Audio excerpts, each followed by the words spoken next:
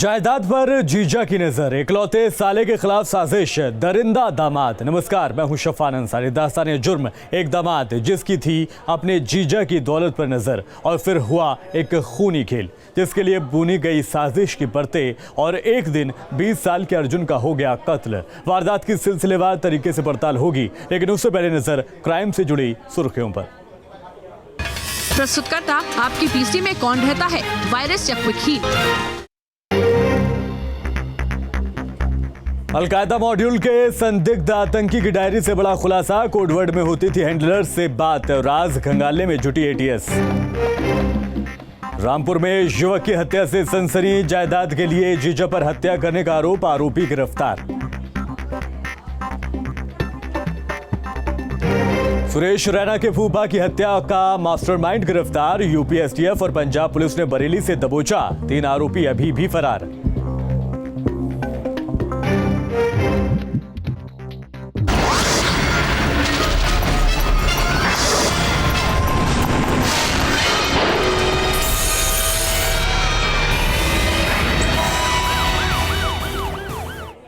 Al Qaeda module के कई संदिग्ध आतंकी गिरफ्तार हो चुके हैं, कई खुलासे हो चुके हैं। अब एक और खुलासा हुआ है। यह खुलासा संदिग्ध आतंकी मिन्हाज की डायरी से हुआ है, जिसमें आतंक प्लान के कोडवर्ड दर्ज हैं। क्या थे कोडवर्ड जिनका इस्तेमाल आतंकी कर रहे थे? आतंकियों तक गन पाउडर में इस्तेमाल होने वाला केमिकल कैसे पहुंचता था? ये रिपोर्ट आपको दिखाते हैं।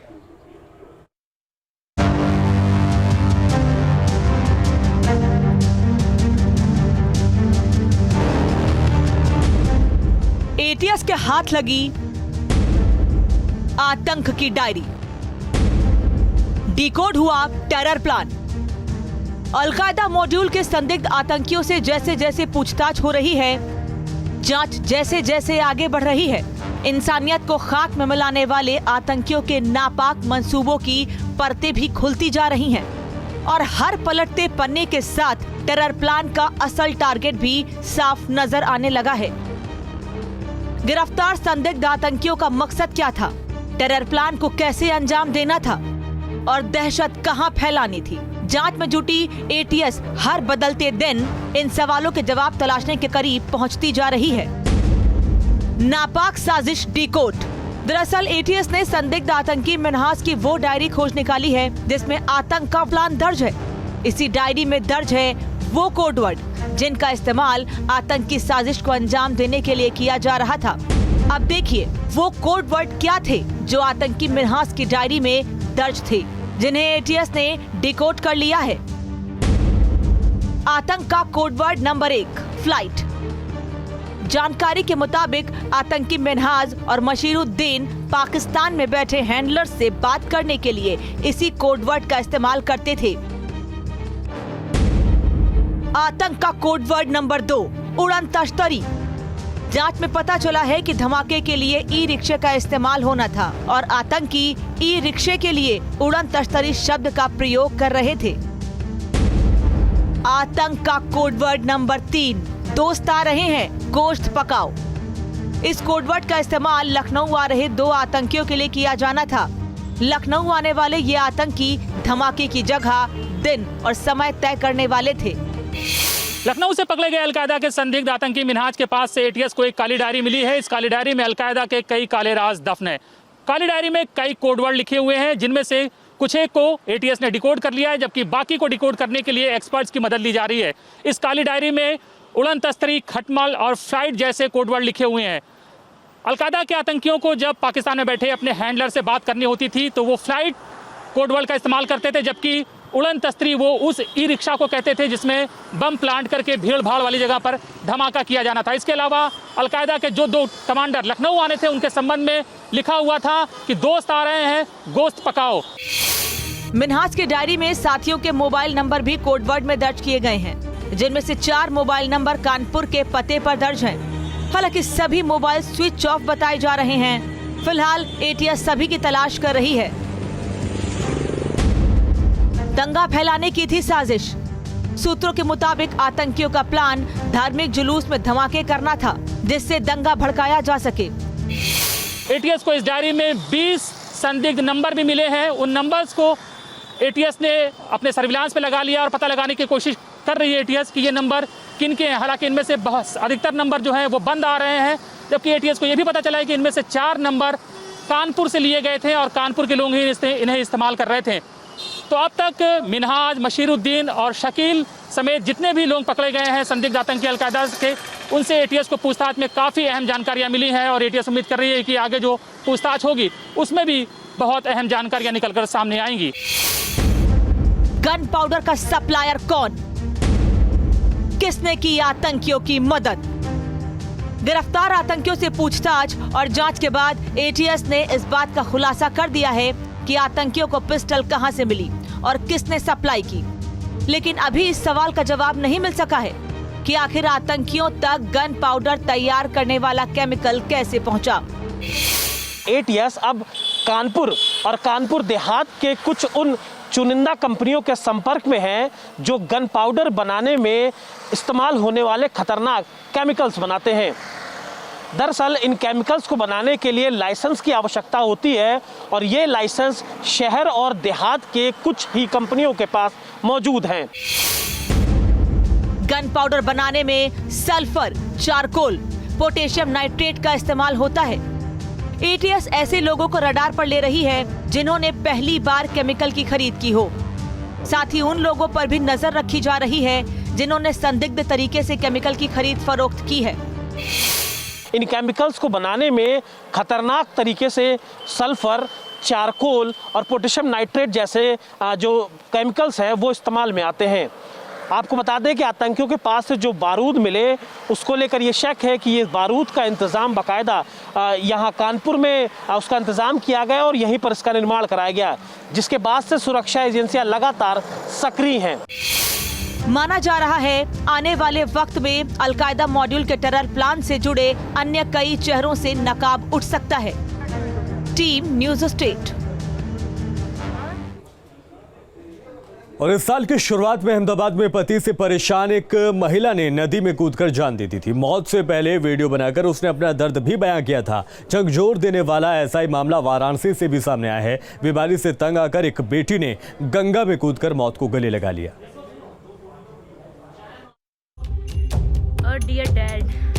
ये तस्वीर है गुजरात के अहमदाबाद की, जहां इसी साल फरवरी में एक महिला ने साबरमती नदी में कूदकर अपनी जान दे दी थी। मौत से पहले आयशा ने वीडियो बनाकर अपना दर्द बयां किया था। ठीक है, वो आजाद रहे और मुझे दुआओं में याद करना, क्या पता जन्नत मिले या नहीं मिले। वहीं ऐसा ही मामला वाराणसी से भी आया है, जहां बीमारी से जूझती एक युवती ने मौत को गले लगा लिया। मैं अपने पूरे होशो हवास में कह रही हूँ कि मैं जान देने और इसकी जिम्मेदार कोई नहीं है। मैं बस अपनी बीमारियों से, अपने शरीर से परेशान होकर ये कर रही हूँ। और डियर डैड, अहमदाबाद की आयशा की तरह पूजा भी अपनी जिंदगी की दिक्कतों का बोझ सहन नहीं कर सकी। रविवार सुबह पूजा घर से दवाई लेने की बात कहकर साइकिल से निकली, लेकिन रामनगर बाईपास पर विश्व सुंदरी पुल से गंगा में कूदकर उसने मौत को गले लगा लिया। गंगा में कूदने से पहले पूजा ने अपना एक वीडियो बनाया। वीडियो में पूजा ने खुद को अपनी मौत का जिम्मेदार बताया। मैं अपने पूरे होशो हवास में कह रही हूँ। मेरा नाम पूजा मौर्य है। मैं BA सेकेंड ईयर की छात्रा हूँ। खजूर गांव से रहने वाली हूँ।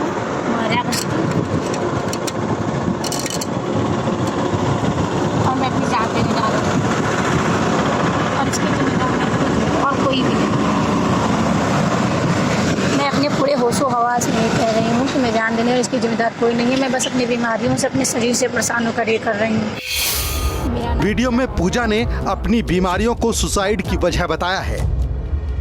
BA सेकेंड ईयर में पढ़ने वाली पूजा महत्वाकांक्षाओं के बोझ के तले दबी थी, मगर बीमारी उसकी उम्मीदों में सबसे बड़ा रोड़ा थी। यही वजह थी कि उसने मौत को अपने गले लगा लिया। पढ़ नहीं पाती हूँ, पढ़ना चाहती हूँ, चक्कर आता है, दिख नहीं पाता है। मेरा कल पेपर था, मैं पेपर पे आई हूँ, लिखी तो हूँ सब, पर पता नहीं सही है कि गलत। पढ़ ही नहीं पाई तो कहाँ से लिखूंगी। पढ़ नहीं पाती, बैठती हूँ तो भी नहीं पढ़ पाती हूँ। NDRF और गोताखोरों की मदद से पुलिस गंगा में पूजा की खोजबीन करती रही, मगर अब तक कुछ पता नहीं लगा। मौत से पहले बनाए गए वीडियो में पूजा ने परिवार को परेशान न करने की अपील की है। मैं आप सबसे कह रही हूँ कि मेरे घर वालों को परेशान ना करें, प्लीज़ मेरे घर वालों को परेशान ना करें, प्लीज़ मेरे घर वालों को परेशान ना करें। मेरे घर वाले दुनिया के सबसे अच्छे घर वाले हैं। मैं अपने पत्र में, मैं अपने बैग में एक फुल लेटर छोड़ के आई हूँ, मेरे ऊपरी चैन में है, मुझे प्लीज़ पढ़ ले। मैं अपना सिग्नेचर भी क्यों, मेरे मोबाइल के कवर में भी एक लेटर है, मैं वीडियो बनाते इसमें कह रही हूँ। इस घटना के बाद पूजा के परिवार में कोहराम मचा है। रो रो कर सबका बुरा हाल है। क्राइम कंट्रोल के लिए वाराणसी से सुशांत मुखर्जी की रिपोर्ट। और लालच में इंसान अंधा हो जाता है, उसके सामने कोई रिश्ता मायने नहीं रखता है। इसका सबूत रामपुर में देखने को मिला, जहां जायदाद के लिए जीजा ने साजिश रची और अपनी ससुराल के इकलौते चिराग को मौत की नींद सुला दिया, लेकिन कानून के शिकंजे से नहीं बच सका। जीजा ने साले को मार डाला, संपत्ति के लालच में गला दबाकर हत्या, करोड़ों की संपत्ति का था वारिस, इकलौते बेटे की मौत से कोहराम। यह तस्वीर 20 साल के अर्जुन की है, जो अब इस दुनिया में नहीं है। घटना रामपुर के टांडा थाना क्षेत्र के अपलगढ़ गांव की है। रामगोपाल अपने बेटे अर्जुन और दामाद नंद किशोर के साथ दवा लेने गए थे। मुरादाबाद से वापसी में नंद किशोर ससुराल में ही रुक गया। नंद किशोर और अर्जुन दोनों छत पर थे। करीब 1 घंटे बाद नंद किशोर तो नीचे आ गया, लेकिन अर्जुन नीचे नहीं आया। कुछ देर बाद रामगोपाल अपने बेटे को बुलाने छत पर गया तो बेटे को बेसुध देखकर उसके होश उड़ गए। अर्जुन फर्श पर पड़ा तड़प रहा था, उसके मुंह से झाग निकल रहा था। बेटे के पास गए तो ये तो पड़ा था लेंटर, हम चिल्ला पुकार करते रहे ऊपर से, तो फिर उसने मुँह बॉडी उतरवाई दामाद ने। हाँ, और गाँव के पहुँच गए, हाहाकार मच गया। आनंद फानंद में अर्जुन को अस्पताल ले जाया गया, लेकिन टांडा से उसे मुरादाबाद रेफर कर दिया गया। टांडा से करीब 2 किलोमीटर दूर जाते ही अर्जुन ने दम तोड़ दिया। नंद किशोर खुद को बेकसूर बता रहा है, मगर अर्जुन के गले पर निशान मिले हैं। उसकी गला दबाकर हत्या की आशंका है। रामगोपाल ने अपने दामाद नंद किशोर पर ही बेटे की हत्या का आरोप लगाया है। दामाद कह रहा नहीं, मैंने ऐसा नहीं किया, मैंने नहीं मारा। अच्छा, हाँ, तो अब हम कहते हैं कि निशान गले पे कहाँ से आए, तीसरा आदमी तो था ही नहीं। पुलिस ने अर्जुन की हत्या के आरोप में नंद किशोर को गिरफ्तार कर लिया है। नंद किशोर यानी कि रामगोपाल का दामाद घर पर आया हुआ था। नंद किशोर ने इनके इकलौते बेटे अर्जुन की गला दबाकर हत्या कर दी। नंद किशोर को मौके से ही गिरफ्तार कर लिया गया है, विधिक कार्रवाई की जा रही है। शुरुआती जांच में पुलिस इस वारदात के पीछे प्रॉपर्टी के लालच को ही वजह बता रही है, क्योंकि अर्जुन करोड़ों की संपत्ति का इकलौता वारिस था। इसका कारण यह है कि नंद किशोर को ये लगता था कि इकलौते साले के साथ हत्या कर देगा तो सारी प्रॉपर्टी, जमीन जायदाद उसे मिल जाएगी। इकलौते बेटे की हत्या के गम में अर्जुन के माँ बाप का रो रो कर बुरा हाल है, क्योंकि जवान बेटे की मौत के गम ने उनकी आंखें पथरा दी है। इकलौता बेटा अब दुनिया में नहीं है और हत्या के आरोप में दामाद सलाखों के पीछे है।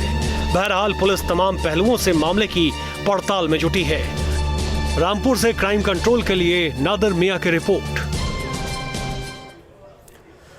और मेरठ में अपराधियों की शामत आई है। अब कुख्यात और इनामी बदमाशों की खैर नहीं है। बदमाश बाज आ जाएं या नहीं तो सबक सीखने के लिए पुलिस से तैयार रहें। गिन गिनकर अपराधियों को उनके अंजाम तक पहुंचाया जा रहा है। मेरठ पुलिस और जिला प्रशासन ने अपराधी मन्नू उर्फ मोइनुद्दीन कबाड़ी पर अपना शिकंजा कसा है। मन्नू कबाड़ी के करीब 1 करोड़ रुपए की संपत्ति को कुर्क भी किया गया है।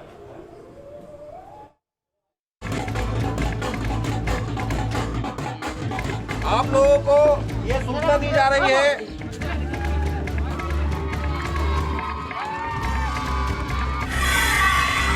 यूपी में अपराधियों की खैर नहीं। मन्नू कबाड़ी की करोड़ों की संपत्ति कुर्क। गैंगस्टर एक्ट के तहत हुई कार्रवाई। मुनादी कर जब्त की काली कमाई। फूल और नगाड़ों से मुनादी की ये तस्वीरें मेरठ की हैं। थाना सदर बाजार में वाहनों का कमेला कहे जाने वाले सोतीगंज की कबाड़ियों पर पुलिस ने सख्त कार्रवाई की है। पुलिस ने सोतीगंज के मशहूर कबाड़ी मन्नू उर्फ मोहिद्दीन की करीब 1 करोड़ रुपए की संपत्ति को कुर्क किया है। इसमें जिलाधिकारी महोदय ने इनकी संपत्ति को कुर्क करने का आदेश किया। पुलिस ने संपत्ति चिन्हित कर रखी थी, उस सभी संपत्ति को मुनादी करके कुर्क किया गया है। लोगों को आगाह किया गया है कि इस तरह के क्रियाकलाप, इस प्रकार के कार्यों से बचें। लगभग 1 करोड़ रुपए से ऊपर की चल और अचल संपत्ति है। मेरठ के एसएसपी प्रभाकर चौधरी ने पहले तैनात पुलिस कर्मियों को हटाकर पुलिस लाइन भेजा और नए लोगों की तैनाती की। उसके बाद कबाड़ी के ऊपर एक अभियान चलाया।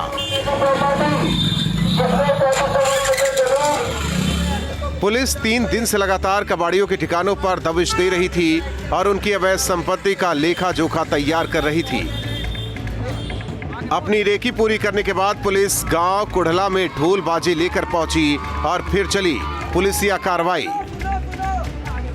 जिसके तहत उन्होंने मन्नू की एक-एक कर सभी संपत्ति को कुर्क किया। ग्राम कोडला, इसमें मुन्नू और मोइनुद्दीन पुत्रदीन मोहम्मद का 3000 वर्ग मीटर का प्लॉट है।